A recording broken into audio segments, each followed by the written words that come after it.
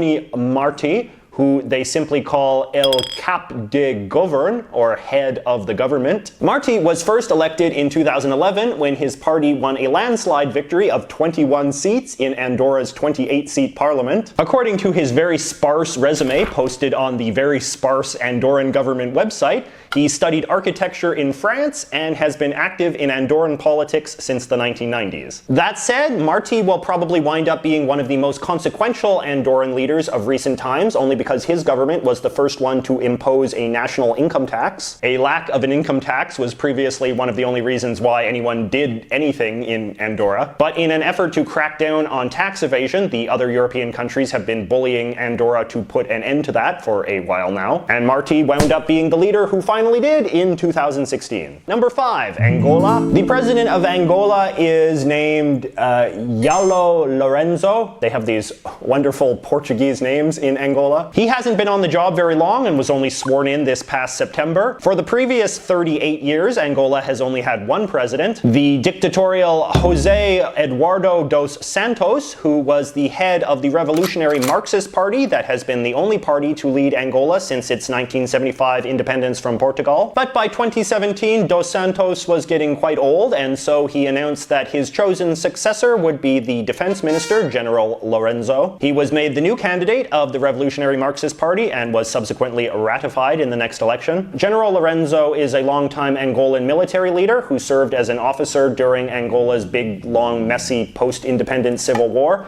which was also one of the major proxy battles of the Cold War. The Angolan government was backed by the Russians, and as a result, General Lourenço actually spent some time being educated and trained in the Soviet Union as a result. As Angola's first new president in decades, there is a lot of expectation that he will be the guy who cleans up what has become a very corrupt and sclerotic government. And surprisingly enough, there does seem to be some evidence that that's happening. Okay, government number 6, Antigua and Barbuda. The Prime Minister of Antigua and Barbuda has the name of a Disney character, and I bet you can't guess which one. It is Gaston. Gaston Brown is his name, and he is a very popular guy over there, having won big landslide victories in 2014 and 2018. Brown went to school in England and is a very rich guy, having worked for a lot of big business interests before getting involved in politics, which is kind of ironic since he is also leader of the Socialist Party. Although I know that politics in the Caribbean can be kind of weird that way. Prime Minister Brown is 51 and has a wife who is less than half his age. She is actually a member of parliament as well and is the granddaughter of the first Prime Minister of Antigua and Barbuda and the niece of the second one. So Brown has really married into some local royalty. Okay, number 7 is Argentina. Argentina elected its current president in 2015. His name is Mauricio Macri. As you might be able to tell from that name, he is part of Argentina's sizable Italian community, his father being an immigrant from there. Macri is a very wealthy former soccer team manager who has used his considerable money to finance the creation of a new political party to shake up the old crooked party system. So, you know, one of those type of guys. He is considered very pro-capitalism, which makes him a big break from Argentina's previous 2 presidents, this very left-wing husband and wife duo. But like so many Latin American presidents before him, Macri has also had to work hard to ensure he is not just seen as a tool of the rich. Okay, now we are up to country number 8, Armenia. So the head of Armenia is Prime Minister Nikol Pashinyan, but he has only been in power for a few days. He was sworn in on May the 8th. Pashinyan is this sort of dynamic outsider character who has been a leading figure in these big street protests that have gripped that country over the last few weeks. See, since Armenia became independent from the Soviet Union in 1991, it has basically only been governed by one party, the Republicans, who a lot of people have grown sick of. In April, Armenia's president of the last 10 years started to engage in some constitutional gimmicks to let him stay in power even longer, and a lot of people did not go for this. So there was big mass public demonstrations and all the rest. The president agreed to step down, and the Republican-dominated parliament elected Pashinyan in his place, you know, just to show that they were down with the changing times. Nikol Pashinyan has been this sort of professional, full-time opposition figure in Armenia over the last 20 years, publishing opposition newspapers and engaging in sort of creative protest stunts, like walking all the way across the country. After spending so much time complaining from the outside, I imagine expectations will be pretty high now that he's on the inside. Number 9 is good old Australia. Their prime minister is Malcolm Turnbull. Turnbull initially got the job in 2015 by muscling out the previous boss of his party, which is how a lot of Australian prime ministers seem to come to power. But then he was elected in his own right in 2016. Turnbull is a conservative, although the Australians, much like the Europeans, insist on calling conservatives liberals. They also wear hats on their feet and hamburgers eat people. Turnbull is an extremely rich man who was a very successful lawyer and businessman before he got into politics. He has tried to use this as a way of fostering a close friendship with President Trump,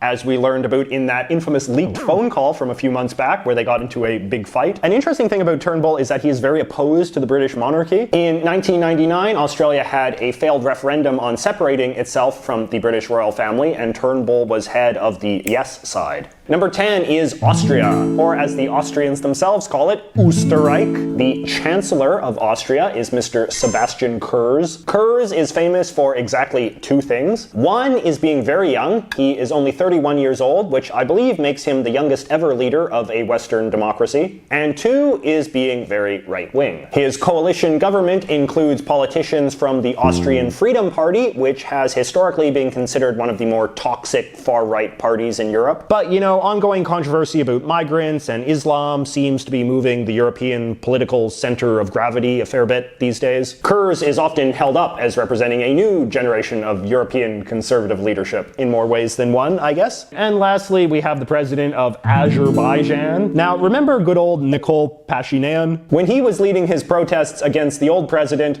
one of his stock lines was that we cannot let Armenia become the next Azerbaijan. And what did he mean by that? Well, Azerbaijan has had the same president for more than 15 years now, Ilham Aliyev. And Ilham Aliyev became president in 2003 after his father died, who had been president for the 10 years before that. The current vice president of Azerbaijan, meanwhile, is President Aliyev's wife. They were elected last month to their fourth term with 86% of the vote. So yeah, I guess you could say this place is not exactly a role model of respectable government. So anyway, that is a summary of all of the world leaders who come from countries that start with the letter A. Let me know in the comments what you think of this video and if you would like me to make videos like this for the rest of the alphabet. By my estimate, that would take about 10 more videos, but don't worry, I wouldn't do them all at once. I leave that kind of thing to the professionals.